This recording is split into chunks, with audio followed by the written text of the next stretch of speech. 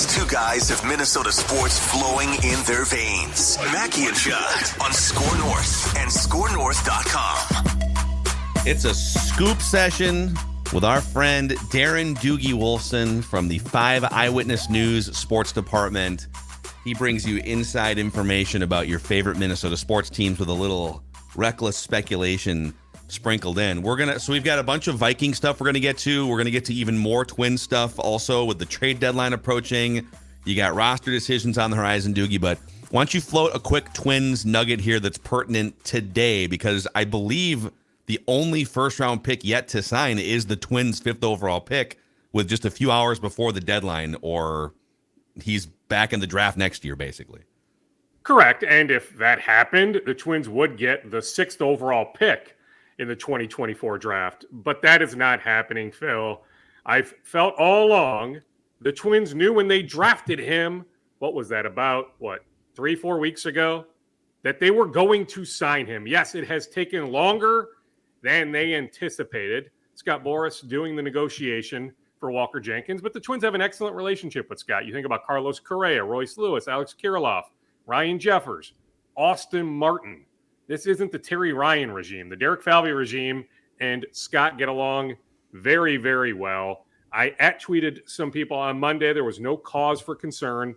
That is correct, as we now are into Tuesday. The deadline is 4 o'clock Central, but all signs point to the Twins wrapping up a deal with Walker Jenkins, with him being at Target Field, perhaps even meeting with reporters at 3 o'clock. That has been floated about. So bottom line, Walker Jenkins, all signs point to him undergoing a physical here in Minneapolis, him putting pen to paper, signing with the Twins. Then we can have the debate. Is he the number one Twins prospect, or is it still Brooks Lee? But the idea is Walker Jenkins, corner outfielder in all likelihood, maybe ends up playing a little center at some point, but long-term, he projects to be a corner outfielder. But that at some point in the next, 4 to 5 years, maybe closer to 4 than 5, but at some point in a number of years that Walker Jenkins will be playing outfield at Target Field. Awesome. So that's, okay. If you think he's going to be a future franchise star, that's kind of a potential crisis averter. We have a lot more Twin stuff we will get to. But on the Vikings front, we're sitting here. Today is the KOC Kwesi press conference. Then you've got training camp. We're just kind of full go here. And the Danielle Hunter situation is still lingering. You still have potential contract things out there for Justin Jefferson, TJ Hawkinson. I'm curious to hear more on this Jordan Addison going 140 miles an hour because of a dog crisis. But where do you want to start here with this sort of bin of big Vikings topics going into the first week of training camp, Dukes? Well, I mean, I think the number one question is, will Danielle Hunter report today? Will he be on the field tomorrow? If he's not on the field tomorrow, he is subject to a $50,000 fine. Each day of camp he misses, he would be subject to a $50,000 fine. Well, at this point, Phil, I just swapped text messages with a high-profile agent, one that represents a number of Vikings, has his fingerprints all over the Vikings organization, has long-standing relationships with a number of people in the Vikings front office. He told me he truly doesn't know. And at this point, I do believe if Danielle Hunter was reporting today, was going to be on the field tomorrow, maybe this falls under the reckless speculation umbrella, Phil, but I really believe if that were to be the case, we would have found out by now. So I don't have the answer. I'm sorry. I don't have the answer whether Danielle reports today or not. We will find out soon enough whether Kwesi and Kevin, tell us, or the Vikings just send out the list like they did on Sunday with the guys that reported on Sunday. That remains to be seen. But we will find out here soon, very, very soon on the Danielle front. I just don't have the final answer. But I'm just telling you, my sense is if they were close to some sort of resolution, we would have found out that already. I'll continue to say, Phil, I keep hearing the Vikings want him here in 2023. They have verbalized that to him. Brian Flores wants to coach Danielle Hunter. They want Danielle here. The question is, it's the haggling over guaranteed money beyond the 2023 season. I don't have any more specifics than that. Is that just 24? Does that bleed into 25? that there's some haggling over future years, but that the Vikings are willing to give him a sizable raise here in 2023. Dude, 'cause it feels like, though, with those fines that could start to kick in, obviously, this week, that wouldn't that, like, to me, that would signify that you would be accelerating this process, and there is a light at the end of the tunnel here. So you're saying that if that's not the case, that we're basically still at ground zero, essentially, of contract negotiations with Danielle Hunter and the Vikings. Well, I don't think we're at ground zero, Declan. Like, they've been talking. So I can't classify it as ground zero. But yeah, I mean, how long? I mean, the question then is, how long is he willing? If he does indeed hold out, how long is he willing to hold out? Or, is the possibility of a hold in where he's there, but he's not doing much? Is that in play so he avoids the fine? I mean, heck, we're seeing it with Chris Jones right now in Kansas City. If the end result is a big time raise, then $50,000 over the course of a handful of days probably isn't the biggest deal in the world, right? But hey, like, if we're talking on August 7th, August 9th, if Danielle Hunter isn't here, okay, then start doing the math on that money. That's when it starts to get dicey. But I'm just telling you, I do, Phil, I really believe, tell me if you disagree, but that if Danielle was going to be here, if he's in town right now, if he was planning on being at TCO Performance Center later today, like, I think that would have leaked. I really do. I think we would have had intel on that by now. Yeah, I think here's what I'm most interested in with this is you're saying, and I this makes total sense why there would be a negotiation here, that it's less about this year. Hey, yeah, we're not going to just play hardball on the 4.9 million. We know you're worth more than that. Like, that's not the issue. It's 2024, 2025. And Dukes, we have dissected this on Purple Daily from every possible angle going back to January, even going back like late last season, sort of forecasting this out. Like, wow, look at that weird Danielle Hunter contract situation, right? And I am fully aware of the age cliff for edge rushers being elite, top of the line edge rushers. So I understand, I've done all the research on this. Once you get to be like 29, 30, you can still play for another few years. You're not going to be one of the 5 best edge rushers in the NFL. It's very, very, very rare. He's going to be 29 on October 29th. So that is an elephant in the room. It wouldn't prevent me from paying him over 3 years, though. Like, I wouldn't look at that and say, well, plus, like, if you're him, to flip it around, the last time you can claim truly being one of the 5 best edge rushers in the NFL was 2019, where you were healthy and performing at a top 5 level. That's ancient history in the NFL 4 years ago. So I guess from his standpoint, I don't know how he can argue anything other than like, yeah, I mean, pay me more money, but I'm not in the Bosa category. But on the Viking side, I wouldn't be afraid to pay him in 2024. So there should be like a middle ground where, all right, we all agree you're not going to make $30 million a year. We all agree it's not a 5-year contract, but is there like a 2 or 3 year deal here that everyone can be comfortable with? Like, it would seem that there should be. Yeah, agree. I mean, this is a reminder that he should have hit the payday with his second contract. That was one of the more ridiculous contracts in recent memory. Like, why? And I get it. I mean, security, you see the money in front of you, okay. But like in hindsight, but even in the moment, there was a lot of analysis that, like, Danielle, what are you doing? Your representation. What exactly were they thinking, allowing you to sign that contract a few years ago? But I agree, Phil. I mean, you guys know the name better than I, but Seattle just took care of one of its pass rushers on Monday. 3 years, was it 45-ish million? Like, yeah, you're not touching 30 million or even 26 million or 24 million, but like that guy who's not a household name, right? And Danielle is coming off a good year, Phil. I get it. Wasn't top 5 last year, but can you make a case he was top 10 as a pass rusher last year? You can. There's a lot of like 7th, 8th sort of metrics for sure. He's absolutely top 10. Okay, so not top 5, but top 10. You would think that there's a happy medium to be had, and I'm with you. I wouldn't hesitate to take care of him for 2024, really even 2025, when presumably you're looking at that Super Bowl window and saying, okay, it's more realistic we hit that goal or come close to that goal, not this year, but in 24, or maybe more so 25. And I get it. There's a lot of questions to be asked, namely the quarterback position. Who exactly is the quarterback in 24, in 25? But that the Vikings look at the opportunity with all the cap space that they are projected to have next March, that the opportunity will be there to really reshape the roster, really make a significant run starting in 24.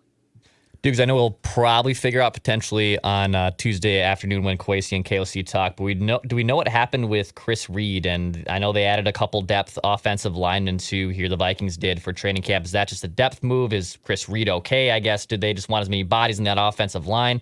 What are your sources telling you there?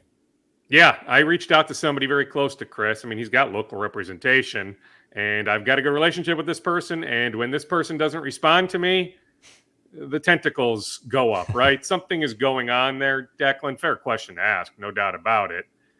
I think something more is going on. It wasn't just your typical was lifting weights, hurt his back type situation, that there might be a little bit more going on there. So, yeah, I mean, that's why on Sunday, Declan, they brought in, multiple free agent guards, but it's not like they've gone after Dalton Reisner, right? The best free agent guard sitting out there. So you think their starters are on the roster right now, right? I think so. Yeah, I do. Yeah. I mean, there hasn't been any movement on Reisner, right? I mean, if you're going to bring in an outsider, now, hey, if August goes incredibly bad for Ed Ingram, could you make a move on somebody on August 25th or September 2nd, Phil? I mean, I guess I can't rule that out. Let's see how the next 3 to 4 weeks play out. But yes, my belief is the starting 5 are currently on the roster. There is another name. I think it was yesterday. I'm trying to play catch up here because old Macadac got into wine country in Washington. Made a move on a guy. Yeah. Andrew Norwell is a veteran. I think he's been a Pro Bowler before. He had some good years. 31 years old. So there's another veteran guard that's available. And yeah, it's possible that when you hit because teams are preparing as is going into camp here, a guy like that hits the streets. Maybe he sits there now for a month strategically to see what the injury landscape looks like. So there are going to be options for the Vikings. Real quick on the Jordan Addison front. So what are we to make of this? It's one thing if you're like recklessly going 140 miles an hour with no excuse, but then when you come out, and it sounds like he did say this in the moment it's not like after the fact. He's like, he did tell police, I had a dog emergency happening at my house. And for like all of us dog owners out there, we're all kind of like, oh, yeah, I guess if I had a car that could drive 140 miles an hour and like sweet little Maya was having an issue of some kind, then like, yeah, you're gonna do it. The whole thing seems a little weird. I don't know if I fully believe it. What else are you sort of gleaning from this situation? I will say Jordan Addison could use a really good training camp for the next month with no injury issues, no weird. It's been a lot of weird vibes going back to the draft with him. So what do you make of the whole situation? Yeah, well, I mean, physically, he's feeling good. He's feeling fine. So that is progress. Remember, he missed the mandatory minicamp with an undisclosed injury. Our guy, Judd Zolgad, tried to confront him on what the situation was, and Jordan wouldn't offer up anything. It was a pleasant no comment. Maybe it wasn't even that pleasant, but I remember in mid-June, was it pleasant, Judd trying to dig. Hey, Judd. When remember when Jordan Addison blew you off? He blew you off. You were trying to dig on I talked, he walked. Injury. I talked, he walked. It wasn't unpleasant. Yeah. It was nothingness. Okay. Well, that's all it was. There you go. Yeah. So, that's at least progress, Phil, that he's feeling physically okay. I'm not quite sure I put the dog reasoning in the, knuckle push-ups category going back years, right, with Kevin Love. But, I'm a skeptic by nature. I will tell you this much. After everything started to come out, a few of us were sent the information from the state patrol the other day. One person close to Addison was in constant communication with a few of us. Never once did the dog come up. And I just think, now I get it. In the moment, he told the officer that, but don't you think he would have volunteered that information to those close to him? Hey, just so you know, yes, it was stupid, but this is why I was driving 140.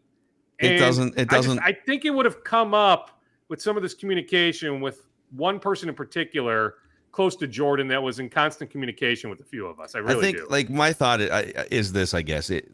Ultimately, nobody got hurt. Ultimately, it was what it was. It's not something that you want to see again, but it is hard to, I think you just say, all right, well, that was weird. Not sure about the excuse. We'll see. If it is true, I think any of us would do whatever we could to get to our dogs, Just feels weird. The whole thing, the whole summer feels weird. It does, but you know what? This storyline can go away in 3 or 4 weeks. You're right, Yep. Phil. If he performs on the field, if nothing else pops up, nothing police blotter-wise, all that, right? I don't know if this will be an afterthought. We will always remember him going 140, especially down 94. Like, to me, if you're going 140, 94 in Dale, of all places to go 140. Dude. Yeah, Like, not there. 94 in Dale. Dude. Like, it's just hard to fathom. He blew But past a cop. you're right. He a stopped cop as well with his lights on, and a person. There's a person. When you go back and watch the traffic cam, another cop has a guy pulled over, and Addison 140s his ass. He goes right by. I'll say, that's actually pretty savvy. That's the best time to push it a little bit, right? And, well, they're not going to leave the stop that they're already on. I to usually come get slow me, down right? when I see the lights a little bit, though, right? Because you're like, I'm there's not probably where there's advocating- one, there's two. I'll tell you what, 94 in Dale. But you know Got what? the midway, yeah. Phil, he wasn't drunk. He wasn't high, right? So I'm just saying, let's reevaluate Addison heading into the September 10th opener. Yeah, that's There's fair. no other, red flags in the next 5 weeks. I think in many ways we'll move beyond this. We'll always remember it, but we'll move beyond it. Yeah. Right now, Hey, Darren, it's football 24/7. That's the only thing that Jordan should be focused on. You know what? Send the dog home to the parents. You get in your playbook, and you're exactly right, though. Right now, because, guys, we have all covered a lot of first-round picks, and some have been suspect as people, some have been suspect as players, but the one thing that he can do is if he puts his nose in the playbook now and basically says, I am unavailable for anything but football, he'll be fine. Yes. And hey, they have an off day on Sunday, so you always need to worry about those off days. But, More playbook time. he's going to have to abide by a curfew. He's going to be under their watch day and night for the next handful of weeks. So to me, it'll be hard not to bury his head in the playbook and just be all about football. It's training camp for media as well. Thanks to Minnesota Fat Loss, Duke. MN Fat Loss helping you on your journey to get in the best shape of your life for media training camp. That is correct, Phil. Doing 2-a-days, right? Essentially, because I eat twice a day with mnfatloss.com. Now about 3 weeks into my journey, down approximately 14 pounds, but more importantly, feel energized. Think about the heat coming on Wednesday. Heat advisory, heat index over 100. Still no word if the Vikings will move up their practice time, but right now the Vikings are scheduled to be on the field 2:45 on Wednesday.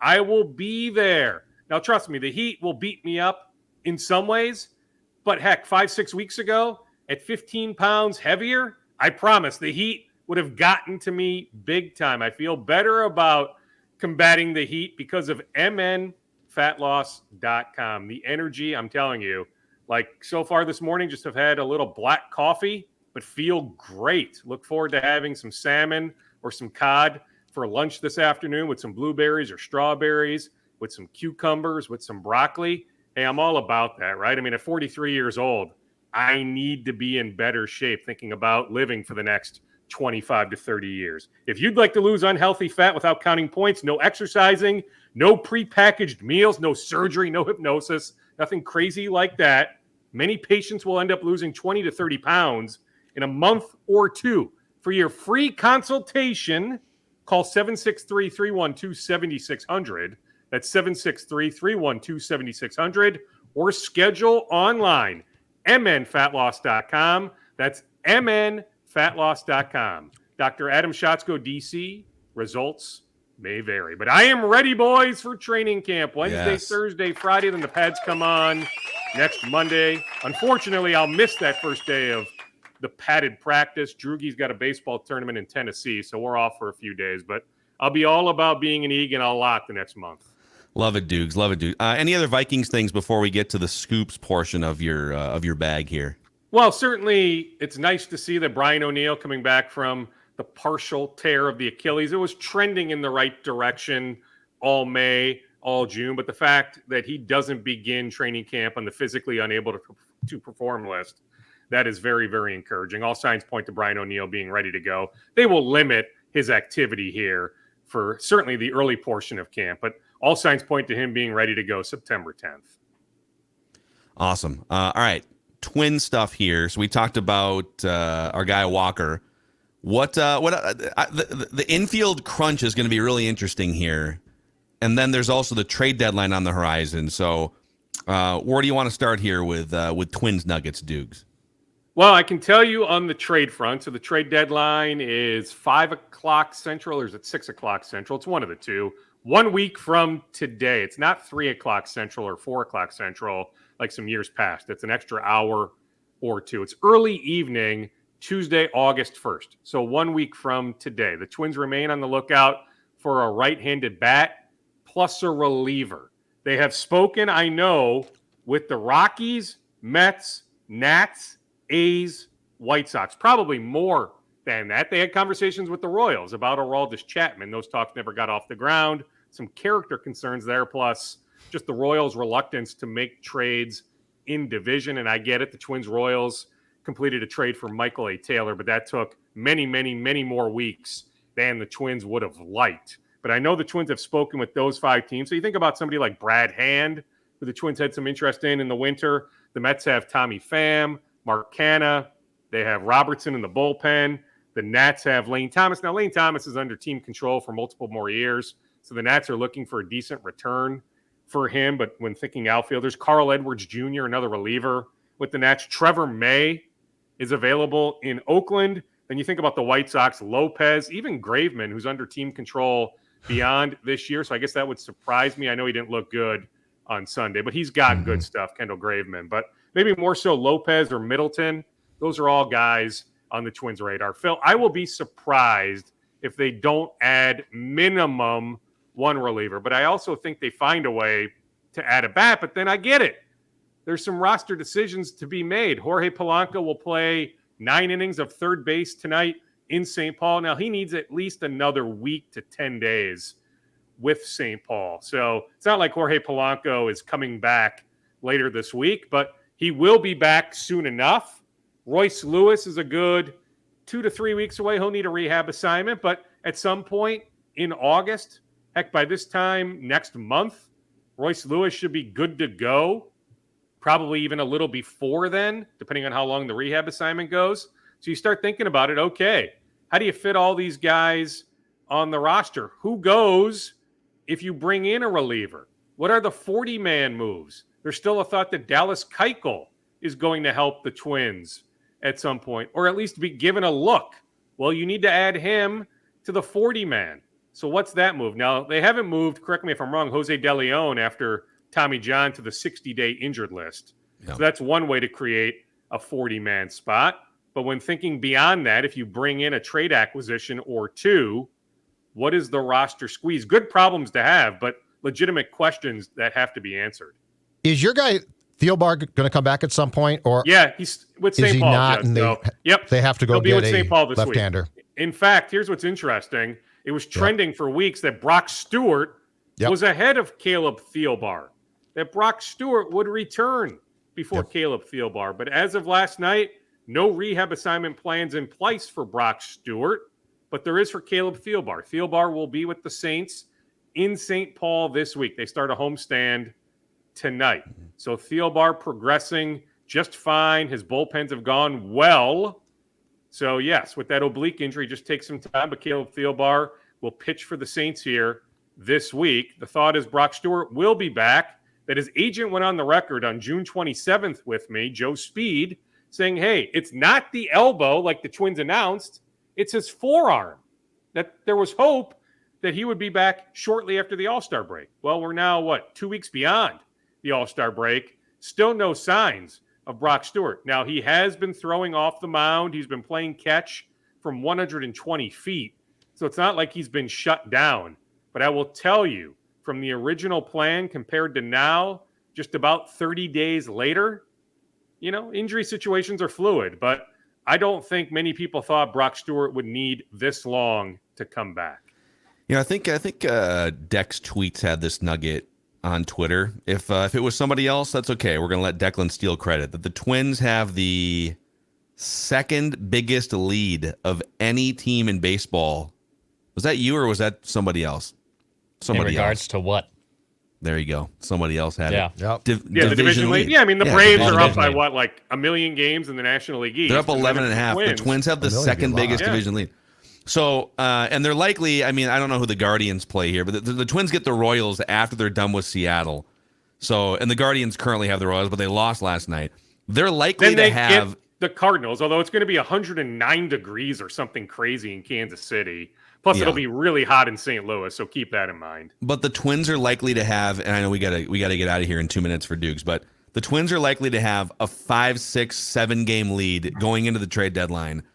It's weird because they don't have the record of some of the top teams leading divisions, but they really are making trades to craft a playoff winner, right? Like that's kind of what they're doing. So my last question to you for now on this, and we can talk more about it Thursday and next week, is what is the % chance they trade Brooks Lee in the next week, their top prospect?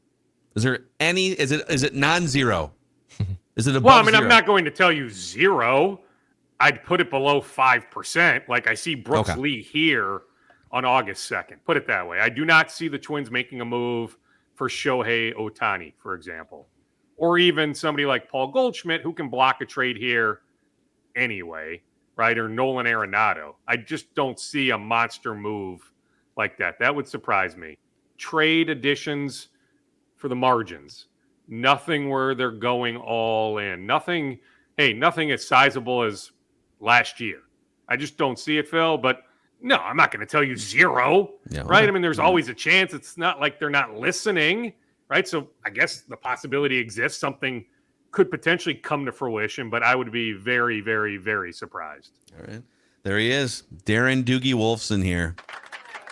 Our One friend. more, just got an update, although it's not much of an update. I was curious on the Jaden McDaniels contract negotiations, right? He's not going to sign for max money like Anthony Edwards, so it's a little bit more of a complicated negotiation.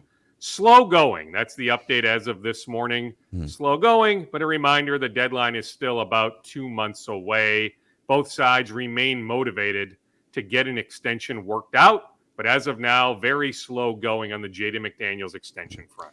All right. Hey, Dukes. Great stuff. Doogie presented by MN Fat Loss, as always, and we'll do it again on Thursday, and we'll see you at training camp. Okay, sounds good, boys. See you tomorrow. Bye-bye. All right. Darren Doogie Wolfson. Little scoop sesh. All right, we got to bounce here. We're gonna try and pump out a Score North Twin show here before we send Judd off to camp. Purple Daily is gonna be hot, as it always is with training camp starting this week. So we got you covered across the board here on Score North.